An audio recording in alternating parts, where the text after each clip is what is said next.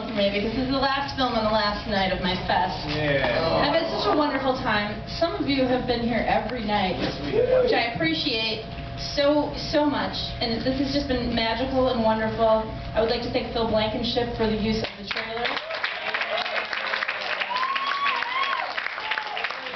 The vintage trailers we've been watching add so much to the experience, I think. And, okay, oh Jesus, I don't even know. I gotta compose myself here. We're about to watch Pretty in Pink. Usually a little unorthodox tonight. We usually do the Q&As after the film. Tonight we're going to do one before the film, and I don't think I need to do spoiler alerts, because I'm assuming everybody here is a fan. We have a very special guest here this evening to talk to us. Mr. Jon Cryer. Yeah!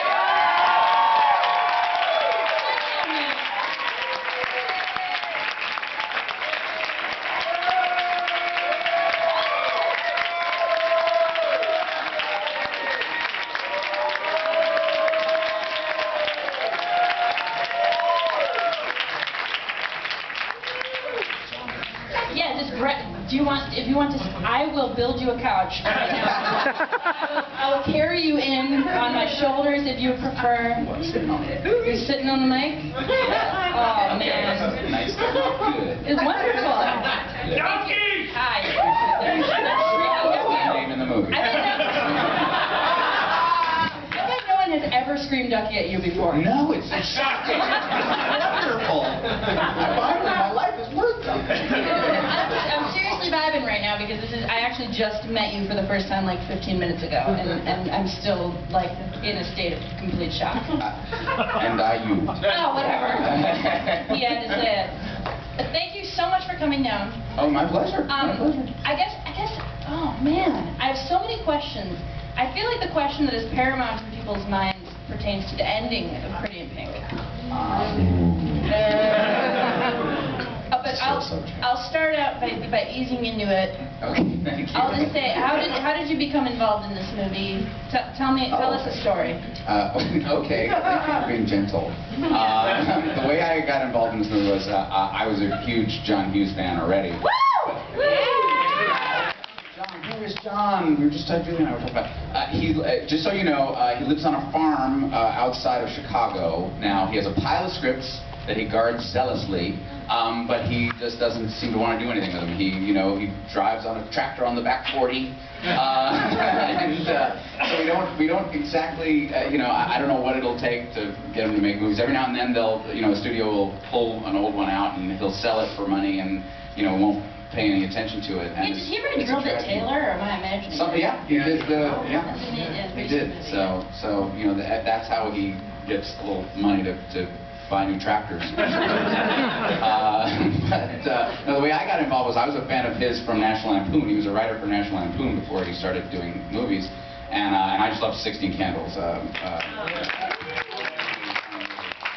That holds up great. The long duck dong stuff, but everything else is fantastic. John Cusack is in that movie. I know. For Christ's sake. I know. And Joan Cusack. Didn't she have? She had the neck bridge. The amazing scene where she's trying to drink out of the drinking fountain. Yes. Yeah. At any rate, the way I got involved, to make a really long story long, was Duck Dong. Was, Oh my God. No, what happened was I got the script and I was really jazzed because I was excited about the next John Hughes movie, and let it wash over you. I know. And I was really jazzed about it, and I read that part and I thought, oh God, this guy is the guy I wanted to be, because Ducky, as much of a sort of outsider and loser or whatever you want to call that kind of guy, he was a step up for me because I was not only was I a nerd in school, but I was also a theater fag, the technical term, and so I was on the lowest rung of nerd, basically. And so, you know, when I read Ducky, I thought, oh God, please give me a chance to do this. And actually, John Hughes did not direct this movie. This was directed by a guy named Howard Deutch. And when I first met him, I was supposed to have like a 15-minute audition, and instead he had me read the entire script with him, which was great, which was very, very cool of him. And he and I hit it off tremendously. And I came in and I tested with Molly, as a matter of fact, the next day, and John Hughes came to that one, which was awesome. And what was amazing about him was he really gave a shit about what you could bring to it as an actor. He sat down and talked with you and said, well, what would you do here? How would you change this? How would you, you know, and Which can be nerve-wracking as well. In an audition situation, you know, this was crap, and you got to change this. Oh, but give me the job. But no, he was lovely and very, very friendly, and Molly and I didn't quite. There wasn't like that zap of, oh boy, we have chemistry. This is Crockett and Tubbs, you know. Nobody can replicate the incredible simmering erotic chemistry. That's what you're shooting for when you go in the audition. But I thought I had a shot, and I later found out why was because she wanted Robert Downey Jr. to get the part. Robert Downey Jr. You know, he disappeared into, you know, obscurity.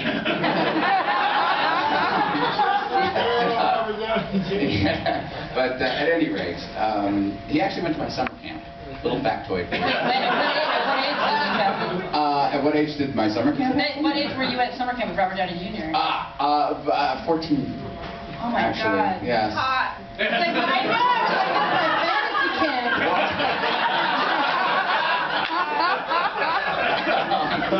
At any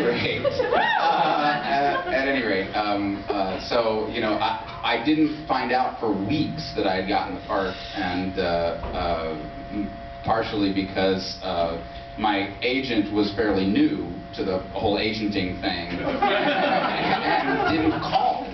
Basically, he finally called, and Lauren Schiller-Donner, who's the producer of the thing, he called her after weeks and said, where did we land on that Cryer thing? And she said, oh, he's the guy we want. And he was like, what? So he called me, and I got it on a payphone on 54th Street. I got the news. It's a great payphone. That's the one on 54th Street and 6th Avenue. It's awesome.